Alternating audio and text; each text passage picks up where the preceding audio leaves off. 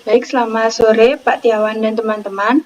Di sini saya dari perwakilan Kompon 4 akan membawakan materi yang berjudul Manajemen Life Cycle and Process Area. Oke, bisa di next.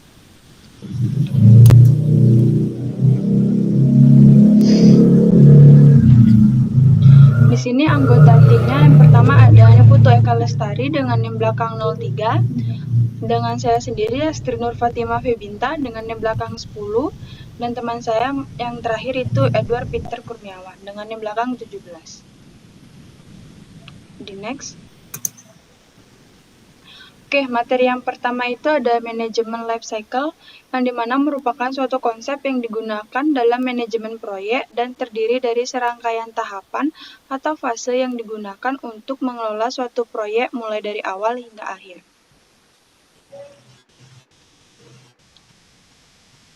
Next ya, Kak. Nah, di sini ada fase dari manajemen life cycle. Yang pertama ada inisiasi, planning, eksekusi, monitoring dan controlling, dan yang terakhir itu ada closure. Di next. Nah, yang pertama itu ada inisiasi. Dalam manajemen life cycle dapat diartikan sebagai tahap awal dari proses manajemen proyek. Tahap inisiasi berfokus pada identifikasi tujuan proyek, sumber daya yang tersedia, tim proyek, dan evaluasi kelayakan proyek. Yang berikutnya itu ada planning. Proses planning atau perencanaan merupakan tahap awal dalam manajemen life cycle produksi atau layanan. Tahap ini mendefinisikan arah produk atau layanan barunya dan merencanakan cara untuk mencapai tujuan tersebut. Untuk yang selanjutnya akan dijelaskan oleh Eka. Baik, selanjutnya di sini ada execution. Nah, di mana execution ini adalah tahap di mana implementasi rencana tindakan atau strategi yang telah dibuat dalam tahap perencanaan pada manajemen life cycle. Pada tahap ini, tim project terlibat dalam mengambil tindakan untuk mencapai tujuan dan hasil yang ditetapkan sebelumnya.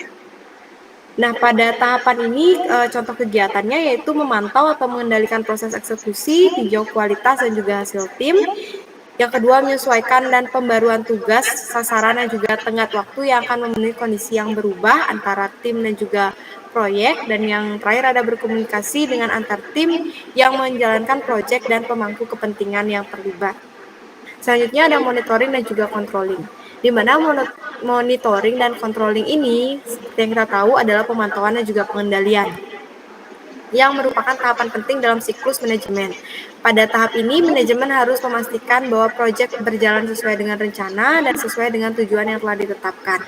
Hal ini dilakukan dengan memonitoring atau mengawasi setiap kegiatan yang terjadi dan melakukan tindakan pengendalian ketika diperlukan.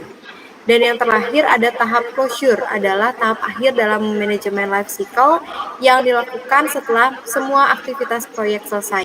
Pada tahap ini, tim proyek dan juga semua pihak terkait pemangku kepentingan itu mengevaluasi kinerja dari proses yang telah dilaksanakan secara keseluruhan dan menentukan apakah proyek telah mencapai tujuan dan sasaran yang ditetapkan pada proses planning sebelumnya. Oke, selanjutnya yaitu ada proses area. Proses area sendiri adalah suatu konsep yang digunakan dalam Capability Maturity Model Integration atau CMMI, yaitu di mana sebuah kerangka kerja yang digunakan untuk meningkatkan kualitas dan juga efektivitas proyek bisnis dan juga manajemen proyek.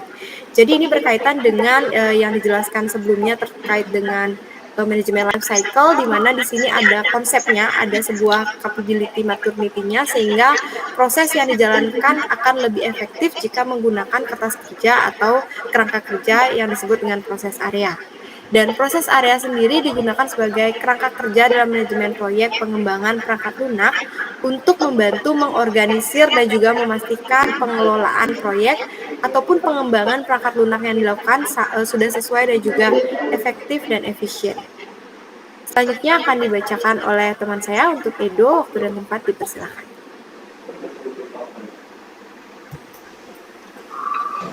Baik, selanjutnya untuk tugas EPC diagram itu proses pembelian oleh-oleh.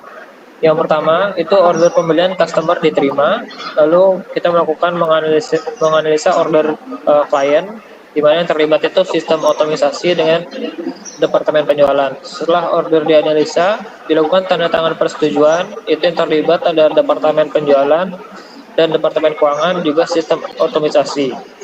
Setelah persetujuan ditandatangani, dilakukan pengiriman pesanan produk, di mana yang terlibat itu ada sistem otomisasi, peralatan, Departemen Keuangan, Departemen Penjualan, Departemen Perencanaan, Departemen Produksi, dan pabrik.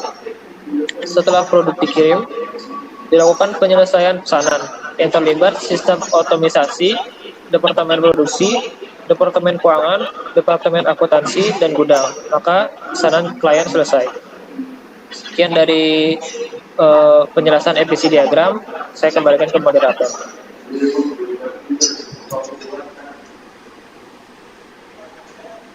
Oke, mungkin sekian presentasi dari kelompok kami. Jika teman-teman ada pertanyaan, silahkan ditulis di kolom komentar. Be next. Oke, hidup kesepian tanpa kekasih. Cukup sekian dan terima kasih. Bye-bye.